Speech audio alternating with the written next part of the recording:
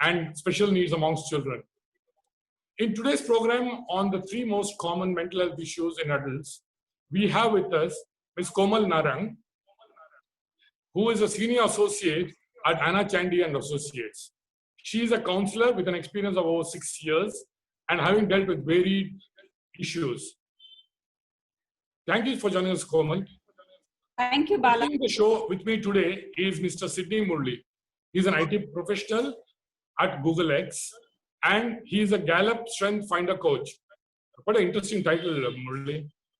And he's also a Toastmaster and is involved with the Rotary services. I invite the participants to make this program as interactive as possible. Please send in your questions in the chat box, and we'll definitely answer as many of those as we can. Feel free, ask the questions that you always were wanted to ask, because we have with us Komal, and it's not easy to get her online, So you please make use of this opportunity. You got the next 1 hour to hear all about what she's going to say. Murli and Komal, over to you. Have fun. Murli, thank you, Bala. Thank you, Nupu. Yep. I hope you can hear me, Bala. Yeah. Excellent. Murli, so thanks for joining, folks. Yeah. Folks, thanks for joining. This will be a very interesting session. Komal has rich experience in handling complex health issues, and the way we are trying to structure today's program or session is we'll have Komal talk about a particular case or a story she will share. I don't want to tell too much about that. I will let Komal talk about it, where she'll bring in many aspects of the mental health concepts into the story. And as she tells the story, a lot of these can get clear in our minds. And then we'll follow that with some questions that we already have. And we'll also take some questions from the audience, which is all of you. Okay. Again, please be on mute and go to speaker view. That's the best way to, enjoy this session. So what I'll do is I'll let Komal now, Komal, can you take over and tell us that interesting story you're talking about? Thank you, Murali. So this COVID situation, it's been almost 2 months now, and we see a lot of cases coming up, dealing with relationship issues, depression, and anxiety as well. So these are, and addiction. I think addiction is going to be covered in another session. Today we'll talk about relationship issues that are coming up. We'll talk about depression and anxiety. So let me start with a case study. I think there'll be better learning, and it'll just come alive, right? So I'm going to narrate a case. I've changed names to maintain confidentiality. So let's look at this narrative and let's see what we can understand and learn from this. Yeah. So Meera, a 33-year-old married woman, came in for counseling, complaining of sleep issues. She had difficulty in falling asleep even after a whole days of work. This started happening around a month back and was getting worse. She barely slept 3 to 4 hours a day. She was in the IT industry and she worked around 10 to 12 hours a day. She was married to Harish, aged 34, who also worked in the IT industry. They knew each other for 5 years as they were colleagues before they got married a year back. Meera reported that she and her husband barely had time to connect with each other during weekdays. Weekends were spent doing chores and catching up on sleep, etc. She found him busy on his phone most of the time. They started having quarrels every now and then, especially when she shared that she missed intimacy. Harish would retort back that he is tired of her nagging and would rather be alone. She also reported that it made her feel helpless and anxious, and she would have bouts of crying every now and then. She said, "He doesn't seem to be the same person anymore." Meera showed clear signs of depression and anxiety. She was finding it difficult to cope with her day-to-day life. She started taking medication as prescribed by the psychiatrist and also started to exercise regularly, focusing on her health. Gradually, as the sessions went by, she reported that she started sleeping better, felt well rested, and found the energy to go about her daily life. After 3 months of sessions, a countrywide lockdown was announced, and we started taking sessions over FaceTime or Skype. Within 2 weeks into the lockdown, I could see that Meera was slipping. She felt anxious and helpless once again. Working from home and managing domestic chores was burdening her. She stated that Harish would barely help, and even if he did, it was after constant reminders. She was beginning to get frustrated watching him overdose on social media, while she barely found time for herself. I requested an appointment with Harish to understand his point of view. He reported that he was stressed because of work. He was having a hard time getting along with his manager, and now working from home was becoming a challenge for him as he missed contact with his colleagues, where he would take breaks at office, etc. He reported that he started feeling this way since the last 6 months, and to cope, he had started smoking even more than he used to. He didn't feel like sharing anything with Meera since he felt disconnected with her and stated that he was fed up of her nagging. He found relaxation in playing games on his phone. Sexual intimacy between them had gone down drastically since the last few months. So let's understand, what's happening here. Each of them was trying to cope with their stresses on their own, and in the bargain were actually fueling each other's stress. This became a negative loop. Breakdown in communication channels was leading to further misunderstandings and quarrels. Distance between them kept growing, so they did not feel close enough to share with each other. Right? So, here in this narrative, we see a lot of red flags in the relationship coming up.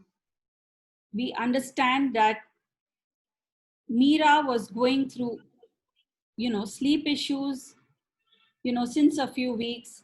Hari was battling with stress and anxiety related to his office since 6 months. And they individually never addressed these issues, and how these individual issues seeped into their relationship and sort of made them difficult to connect with each other. So before jumping in to understand what these red flags are, let's look at what are the aspects that make a healthy relationship. Let's simplify it. Let's see what are these 4 aspects that comprise of a healthy relationship, and also these can be the indicators or markers that something is off, something is going wrong. How can we nip these issues in the bud itself before it gets escalated to a level where it becomes frustrating, and there is abuse, etc., etc.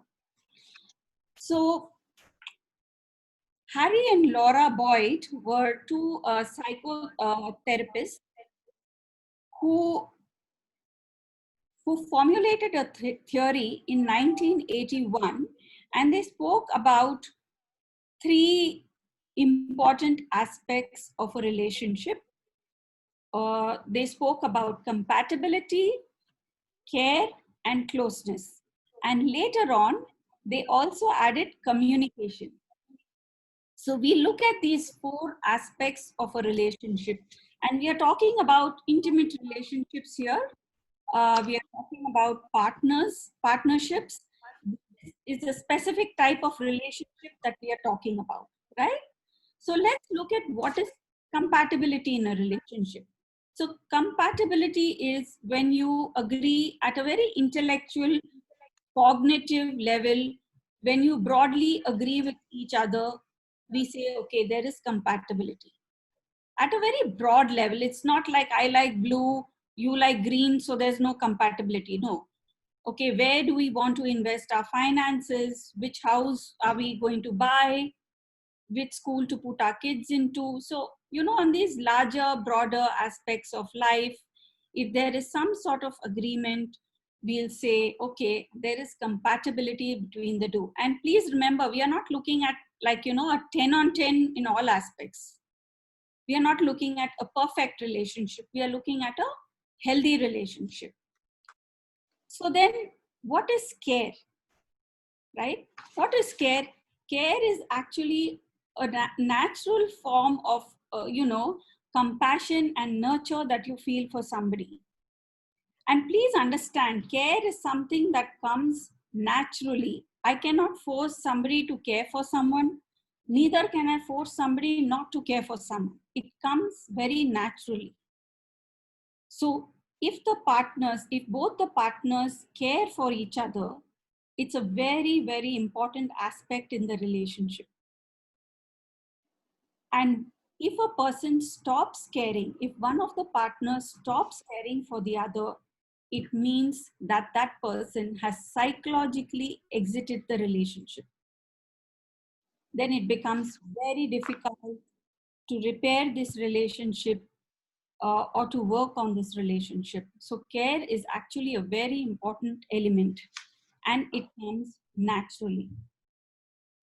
Then we come to closeness. So what is closeness? Closeness has two aspects. There is emotional closeness and there is physical closeness. So let's look at what is emotional closeness.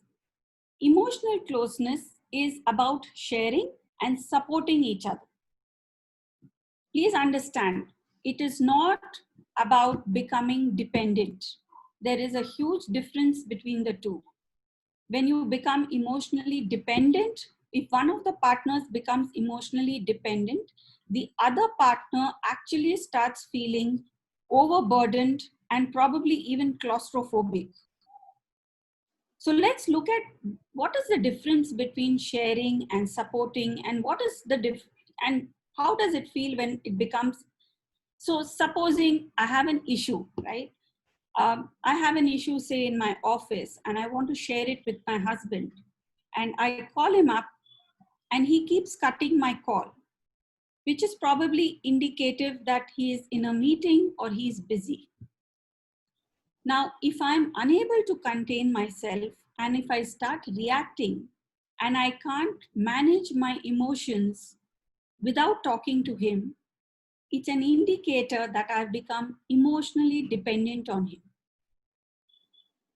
I need to, in a relationship, one needs to respect and support the other person. And I can trust my husband and respect him that, he's got some other meeting, trust that he will call me back.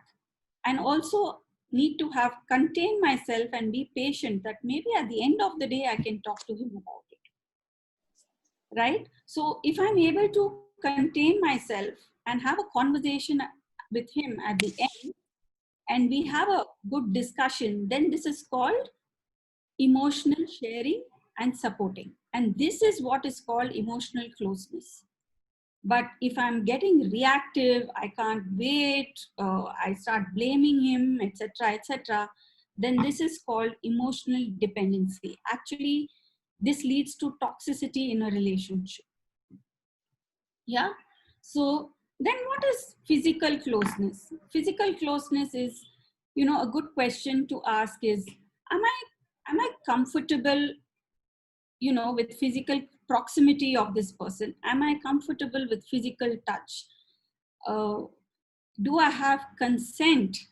Do we have equality in consent when we are physically close? So this is what is physical intimacy. A lot of couples find it difficult to connect sexually, but I know, there's another talk going to be happening on this, so I'm not getting into this aspect. So we've spoken about emotional closeness, we've spoken about physical closeness. Let's talk about communication. So, how does communication matter in a relationship? Most of our communication is non-verbal. More than actually 95% of communication is non-verbal. And you see a lot of couples today are, chatting, they are texting. And when you chat and text, it becomes actually very difficult to pick up non-verbals. For example, I can actually be very angry with my partner and say, I love you and put a heart emoji. But actually, I'm very angry. But when you are talking on the phone or when you're face to face, the other person can actually pick up non-verbals and understand what I'm actually feeling. So not only communication, but the mode of communication is very important between, partners. So when couples come in with relationship issues, this is an important aspect to look into.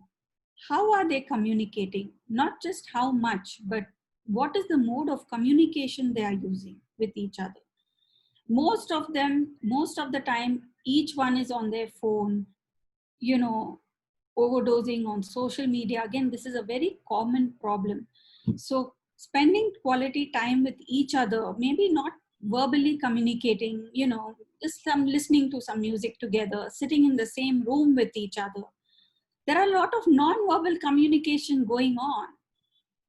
So it adds to the intimacy between the couple, right? So these are the 4 aspects of relationship that we discussed: compatibility, care, closeness, and communication. So Great, Komal. Yeah. Go ahead, Komal. You finish what you were saying. Can we do a simple 2-minute exercise? Each one can do it individually. There is no need to share. Do it for yourself. Sure. Can we start? It'll just take 2 minutes. So request everybody to do this exercise. It's very useful. You don't have to put any data on the chat room. Just do it for yourself. And yes. Komal, over to you. So out of these 4 aspects, compatibility, care, closeness, and communication, on a scale of 1 to 10, 1 being the lowest and 10 being, an ideal perfect situation, can you just mentally put a number there? In your relation with your partner, how would you rate compatibility? How would you rate care? How would you rate closeness? And how would you rate communication?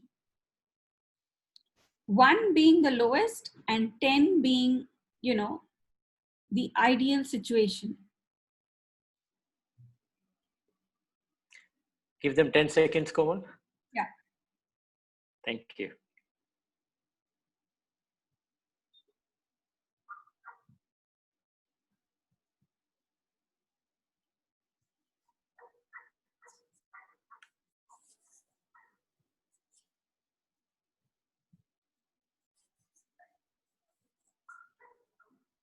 Okay, I hope all of you have got your answers for the 4 C components, which Komal mentioned, which is compatibility, care, closeness, and communication.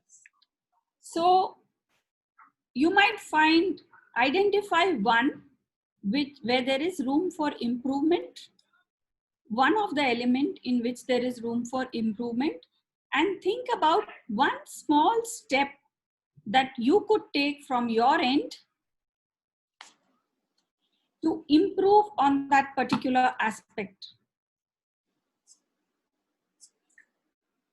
This is a great way of introspection, isn't it, Komal? Given the 4 consonant of relationship, as you mentioned, and I would add the 4th C, which is couple, in the whole gamut of relationship. I think it's a great way of dissecting it into 4 components and then trying to see where you're low, where you want to add more value, right? Brilliant. Fantastic, Komal.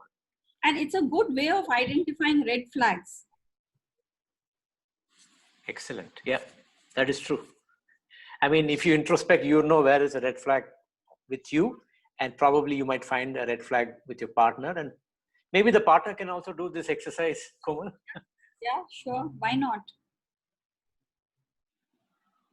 Excellent. Beautiful. Yeah. So I think Okay. we've completed the exercise. Now we've spoken about, you know, the relationship aspect, and we've understood the 4 aspects of you know, a healthy relationship. Also, let's look at, you know, the depression and the anxiety bit. Let's see how it got escalated to such a situation where they are feeling completely disconnected with each other, right? Let's look at their individual issues. So usually, how does one know whether we are depressed? We all feel sad. Sad is a very natural emotion that one feels in our day-to-day life. We face it. We have our moments of sadness. We have our moments of happiness, fear, anger. So these are all very natural emotions and they are dynamic. We keep facing them on a day-to-day basis. But how do we know whether, you know, we are depressed, and how do we know when to sort of reach out for help or you know, talk to somebody about it? So let's look at, you know, some of the aspects of depression, some of the symptoms which will help us to identify what is depression and at which point of time should we go and seek help. Yeah. So some of the signs of clinical depression are dysphoria. That means you're sad most of the day. You know, you have these very low you know, like a sinking feeling, you know, or there is a loss of interest or pleasure in anything. Things that you used to like doing before, you're not interested in doing them. There is a general disinterest in, you know, talking to people, doing things. For example, for students, say attending college or going to office, or, you know, irritability, if you're feeling irritable. And if these symptoms, more than 3-4 of these symptoms persist for more than 2 weeks, then we know that these are signs of clinical depression, and this needs to be addressed by a professional. And some of the other symptoms could be, you know, loss of appetite or gain in appetite, or any appetite changes, feeling like eating junk food most of the time, or, you know, not feeling like eating at all. Sleep disturbances, either there is excessive sleeping or there is very little sleep. There can be agitation, fatigue, uh, feeling guilty, you know, it seems very inappropriate, loss of focus or concentration, thoughts of suicide, thoughts of death. So if any of 3 or 4 symptoms persist for more than 2 weeks, then it is an indicator that this is not sadness. This is beyond sadness, and it is time to take support and seek help. So Komal, then what is sadness? So sadness is, for example, I hear, you know, about somebody's death, or I look at somebody suffer, I feel sad. Maybe somebody spoke to me in an inappropriate way. I may be angry or sad for some time, but we overcome that. We're able to overcome that feeling. We are able to explain that to ourselves and overcome it. It doesn't linger, you know, for days together. Yeah. So that means sadness is short term, maybe a day or half a day or maximum 2 days, then you recover. But depression with the signs, symptoms that you said can be for 2 weeks and beyond, right, Komal? Yes, yes. And if it is for 2 weeks and beyond, it is definitely not sadness. There is something more to it. So beautiful. Thank you. This was normally a question which people struggle with, am I sad or am I depressed? So thank you, Komal. Please go ahead. Yeah. So one can approach their, general physician. One can talk if they are school children, college going kids.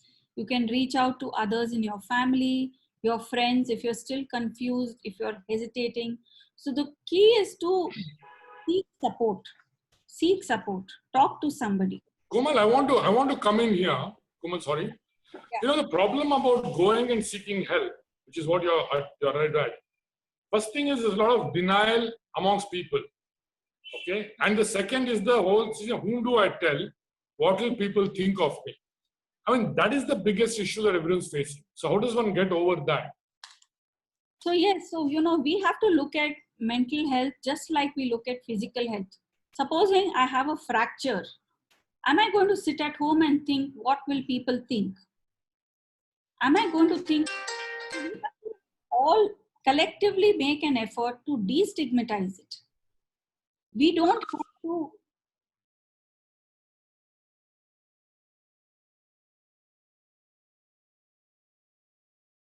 make a mount. They are just like physiological health issues.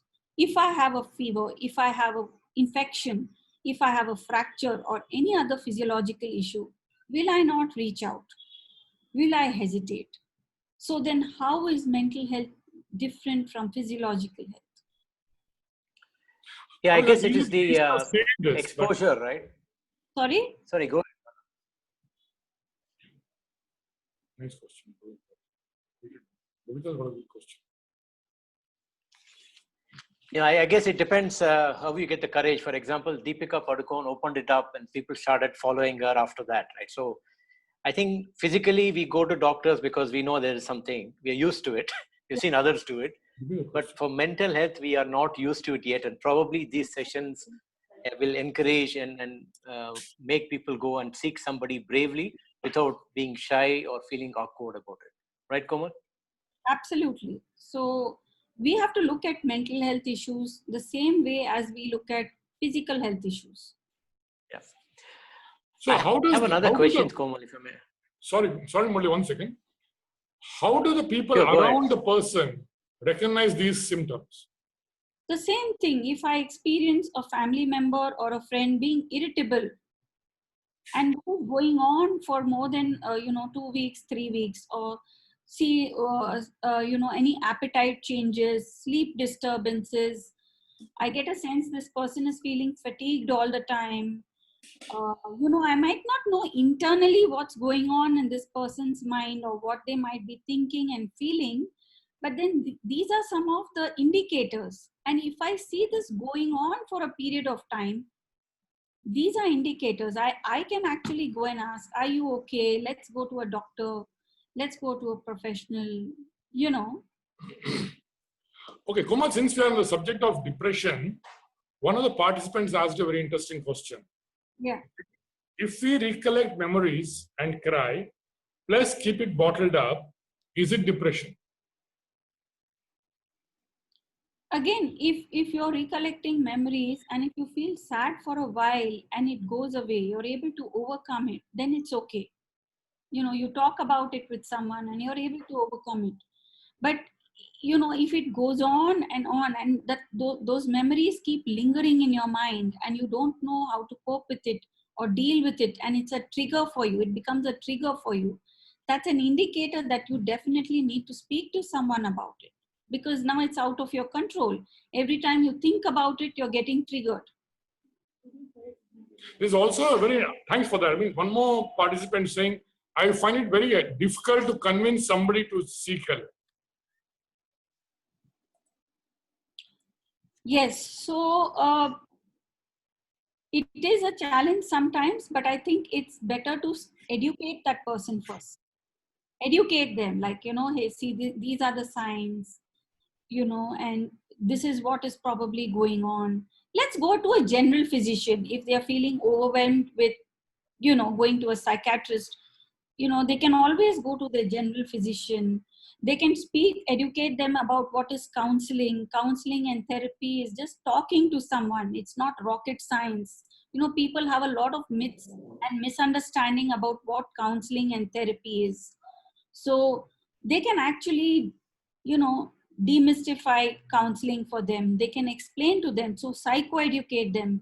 Perhaps that will make it easier. Talk of somebody else's experiences who went for counseling or who sought help and was able to come out of it, and offer them all the kind of support. Like I know in my practice, sometimes there is a friend coming in with a client, or at least for the first session, just as a moral support.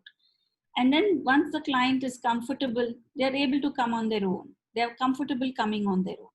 So just to give a push, that initial start. Yeah. Yeah, Komal, so what you're saying is a great idea, which is if I want to go to a counselor and if I need help, I can always take the route of a general physician whom I'm normally comfortable with. And if they sort of tell it to me, we never listen to what people say at home, right?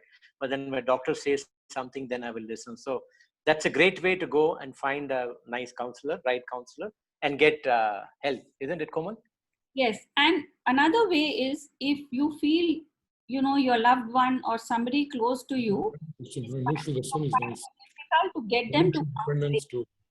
That person go and speak to a professional first and make them understand the context. So the professional will help them get this person to get the right kind of help. Great. We're getting some more questions, but I'll just hold on. I have another question. I'm going to switch gears slightly to come out of this topic. Komal, one more question for you. What is worry versus anxiety? I mean, is it different or is it same? No, there is a difference between worry and anxiety. You see, worry is very specific, and we worry again day-to-day life. I'm worried whether I'll reach my office on time. I'm worried whether my daughter is doing okay. So worry is very specific, and when we worry, we are always driven to solve the problem. We also are thinking of how to solve the problem. Whereas with anxiety is more visceral. You feel anxiety in the body. There are bodily symptoms. There are panic attacks, or there's restlessness, or there's fidgeting. You can literally feel it in your body. You get stomach cramps. There is chest pain, heavy breathing. And anxiety is more diffuse. You can't specifically say what you're anxious about. It's very diffuse, and you're unable to problem solve. You can't think of a solution. With worry, it's very specific, and you can always think of a solution to it. With anxiety, you can't. So how do you help somebody who's very anxious? Let's say he's your family member or your partner or your child. Just taking on that, Komal. Yes, so you need to look out for symptoms. If this person is complaining of aches and pains, or saying that I can't breathe, or again sleep disturbances, all these external factors, if you sense and if you observe that this is going on for more than 2 weeks, please take this person to a mental health professional. If they are unwilling to come, you can first go and speak to a mental health professional to see how you can help them out. Okay. Good. That is good. I think I'm glad you gave the... Somebody asked a question is, they're very scared of taking medications in case they are prescribed. So what's the answer to them? Yes, so you need to speak to your counselor about it. You need to speak to your therapist about this, and they will explain to you, they will educate you why, if and why. So in all cases, everybody doesn't need medication. So you need to speak to your therapist, and they will see whether you actually need medication or not. And if you do, what support can you get? How can you overcome the anxiety or the fear of taking medication? That's a therapeutic issue in itself. Okay. Yeah. What's the difference between anxiety and depression? Is there a relationship there? Or is there a relationship there?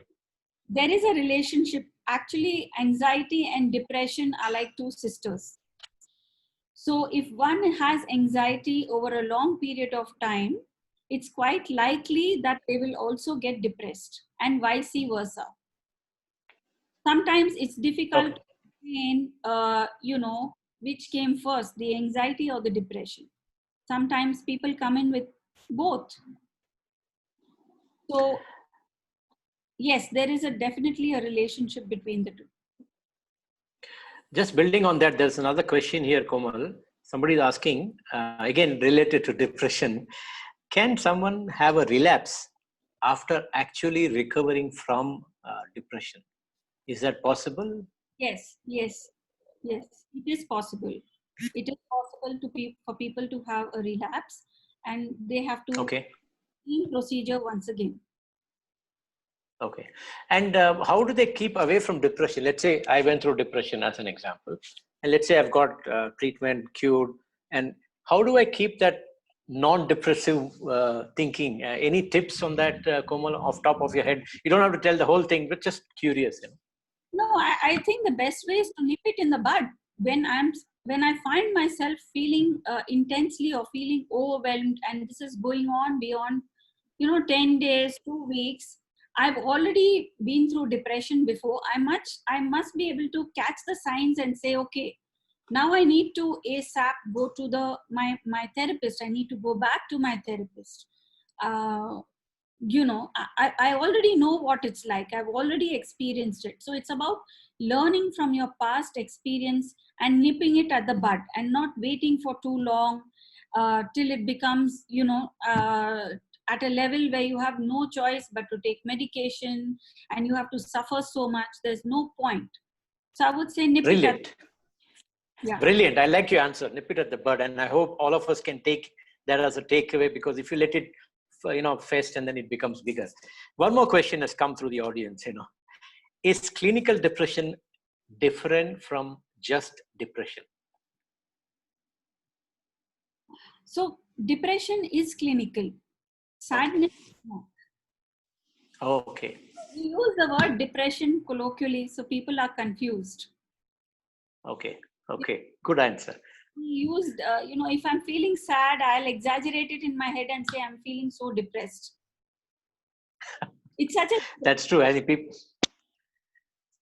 So, and we all have different mother tongues. We bring that thinking and then translate it to English. We think it's depression, but probably it is only sadness, or vice versa. Absolutely. I have another slightly different question. We'll come back to audience question. I'm trying to keep it refreshed.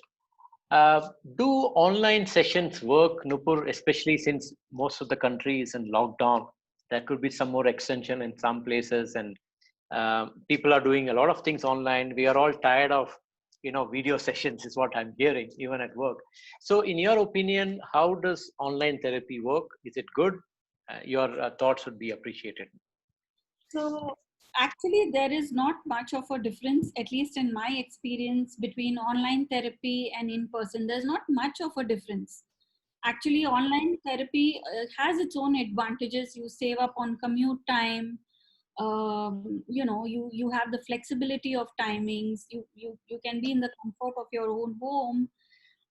Yes, the physical contact, the physical presence is missing, but if you're with the right counselor, with the right person, you can make up for it. There are ways, and we counselors are skilled and trained to do therapy online. So actually, there's not much of a difference. There's been some research also that is being done recently, and this is what has come out. There is actually no difference between in-person therapy and online therapy. Excellent. Yeah? Just adding to that point, how do I choose a counselor? I mean, I'm just asking a generic question. What are the things that I should look for in your experience that I or somebody in the audience or somebody else need to look for in selecting or electing a counselor? Komal? So actually, Anna Chandy, if you go to annachandy.com, our website, or on YouTube, she has, released a beautiful video recently, clearly explaining how to, select your therapist. So let me just give one or two highlight points. In our profession, you see, it's very it's mandatory to be in therapy ourselves and also to have supervision. So you must, the question that you must ask your therapist, if he or she is going through therapy, if he or she is going for supervision. These are really mandatory in our profession, and it's actually unethical and dangerous to be doing counseling or therapy if you're not in personal therapy and supervision yourself. Yeah, and also another question we could ask is this person doing part-time therapy and is also part of another profession? So you could also ask, how are you doing justice? Because this takes up a lot of focus and energy. So having two parallel professions, you can probably even ask your therapist, how does that work for them? Sure. And just building on that, you spoke about therapy and you spoke about counseling. One more question from the audience is, how different are therapists and counselors? Is there any difference? There is a technical difference, but in our country, there's a huge overlap. Okay. There are therapists who do counseling, there are counselors who do therapy. So it's really a mix of both. There's overlap, between counseling and therapy in our country. It is the Western model. They have clear demarcations, but in India, practically it doesn't work like that because we are a collective society. Yeah, makes sense. I'm again looking at some of the questions that are coming in, Komal. One more question. This goes back to your case study and on relations. Is it important for both the partners to be together for counseling sessions? Well, it depends on the therapist. If you ask me, when a couple comes for therapy, I prefer taking individual sessions with them individually first to help them, overcome their individual issues, so that, when we come and when they come back for couples counseling as a couple, we are at least on the same page. So they need to deal with their individual issues first before they can deal with issues, and some of the issues will automatically get resolved that they face in the relationship. A lot makes sense, Yeah. Makes sense. Go alone first, talk to the counselor, open your heart, tell everything. So the counselor or therapist will know more about you. Do the same thing for your partner. And then you go back together. The therapist or the counselor is better informed and they can take in the situation well, and hopefully you find a solution. Yes. Excellent. What sort of, coming back to you, Komal, just curious, and this also came from somebody who sent this question to earlier. What sort of counseling or therapies do you do, just for curiosity for the audience? Yeah, so again, you could go back to annachandy.com. You could, you'll see my profile and you'll see my colleagues' profiles there. But to give you a basic understanding of what we do, we specialize in transactional analysis, TA. At a personal level, I'm trained in the person-centered approach. I'm also trained in neuro-linguistic programming as well. Yes. Can I come to Komal here? What is TA? What are the other common issues that you deal day to day? What are other issues apart from depression and anxiety? We are looking at increase in addictions. So it could be retail therapy, it could be smoking, drinking, substance abuse, overeating, binge eating. So, gaming, excessive use of mobiles, sexual addiction. So these are all various forms of addictions that we are noticing there's an increase or a rise, in them. But I think you all are covering it in some other on some other days. I'll not get much. Starting from tomorrow, we are doing it. Yeah. One more question, Komal. Yeah. Somebody was asking, a couple of them have asked, and I'm hoping we are covering all audience questions. Appreciate all your questions. They have been really useful. And we hope that this session has been useful for you. So Komal, one more question is, any tips to keep anxiety or depression or panic attacks at bay? Any high level tips if you can provide, that will be useful for the audience here. Yes. like I've said it, nip it at the bud. If you see symptoms, please don't ignore it. Don't assume that it will magically go away, because it will not magically go away. You know, Good. I like your concept of nip it in the bud, which makes perfect sense, and that's what we all do in our professions too. Great. But is there a tip to say how we don't get into it in the first place? yeah, so you have to learn how to manage your emotions, and you know, there are a lot of factors. That genetics, and depression can happen to anyone. It can even happen to me, for example. So there's no real tip or an idea which says, okay, if you do this. I would just say that please take care of your well-being, indulge in self-care, take good care of yourself, so just like we do for our physical health. Okay, you said it can happen to you. So what really triggers an anxiety or depression? It's very contextual. You know, you can't generalize it and put your finger on it, and there is no algorithm to this. It's contextual. It depends on the person's history, genetic makeup, etc., etc. There are a lot of factors, so there is really no algorithm for this. Also, an incident or an event can trigger that, isn't it? A person who's very positive, an event or an incident happens, and that gets them into a depressed state or anxiety state. Komal? Absolutely. Yes. Okay. Yes. Yeah. Great. I think we have answered mostly all questions that this audience have asked. There's one Komal, question. any other thoughts you have right now? Bala? Yeah. Murli, there's some interesting question. Are nightmares a sign of depression? Well, again, this is very contextual. Nightmares could be a sign of underlying anxiety or depression. You know, again, if they are constant, if these nightmares are happening, you know, over a period of time, repeatedly, please seek help. Don't wait to think and analyze. Talk to somebody about it, and please seek help. Yes. One more question, Komal, which just came in. How to get over emotional dependency? Is it possible? Of course, it's about taking responsibility for your own life, taking charge of your own life. It's how you can be physically independent. You can also learn how to be emotionally independent. And like I said, it's not rocket science. So these are very common therapy issues. So one need not go for therapy with, you know, only if I have a serious mental disorders. These are the issues when you feel, okay, you know, I'm getting emotionally dependent on someone. You please go to a therapist, talk it out. I mean, this is not some 1 minute or 2 minute, answer that I can give you. It's very contextual. We have to see what led to the emotional dependency in the first place. So there is no like formula for this. Yes, but this is again a sign, an issue that one might take to a counselor or therapist. Yeah.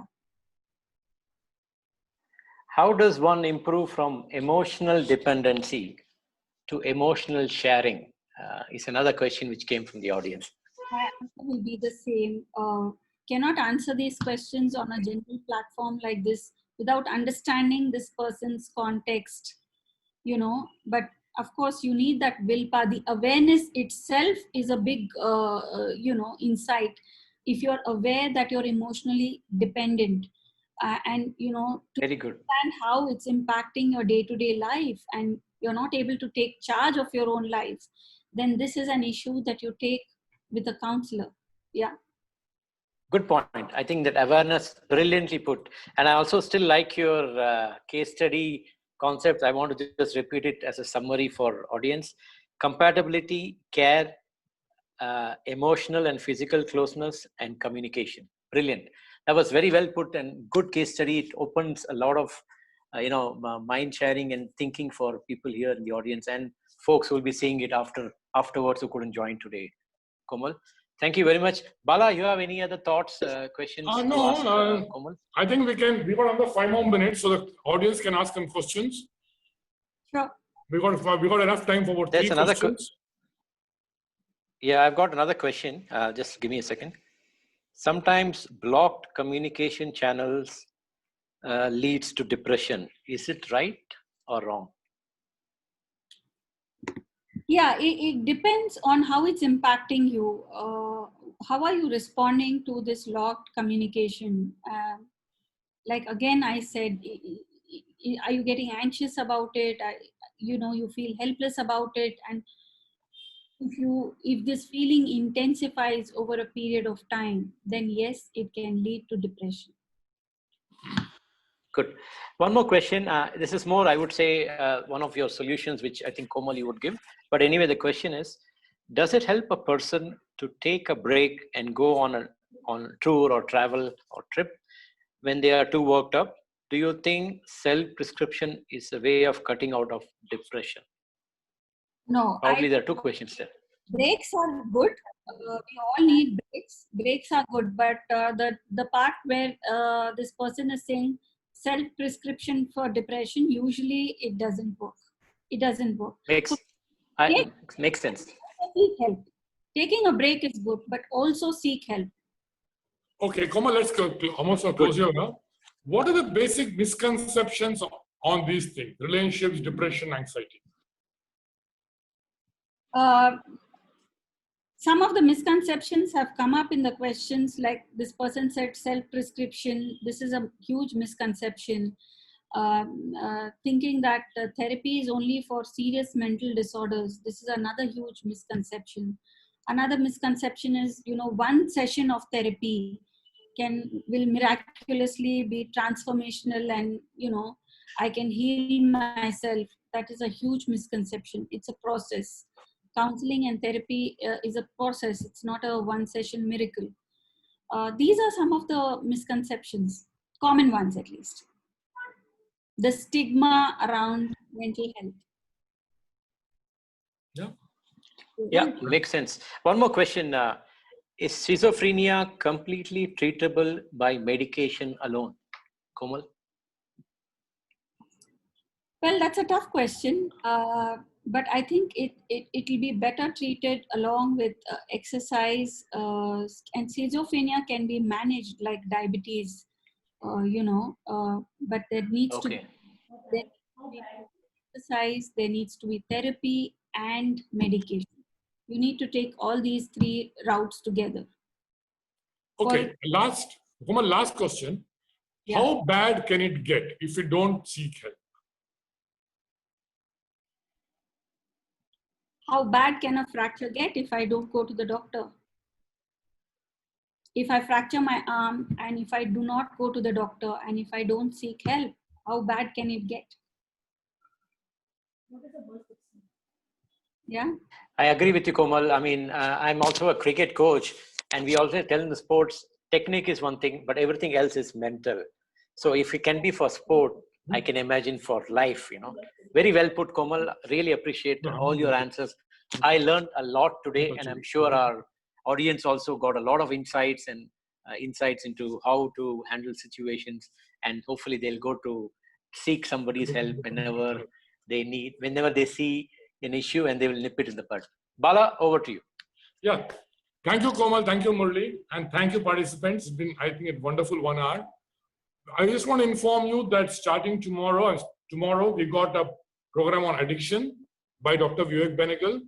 Day after, we got a program on sexuality by Dr. Sandeep.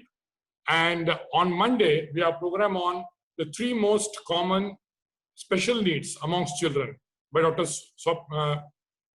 So please be on show tomorrow, day after. It will be nice to have you guys around. And even the Monday show is very interesting. So Dr. Soumya is going to be on board. So thank you for being here. Ask your questions even if you after the show. You can write to bala@4c.in. And I think it's on the thing. And we will keep in touch with you, and you keep in touch with us. A lot of excitement coming in from Hoopsters. Thank you, guys. Have a nice evening. Thanks, Murli. Thank you, everybody. Thanks for joining. Thanks, Komal. Thank you. Thank you, everybody. Thank you. Wonderful. Thank you. Okay. Bye-bye. Yeah. Yeah.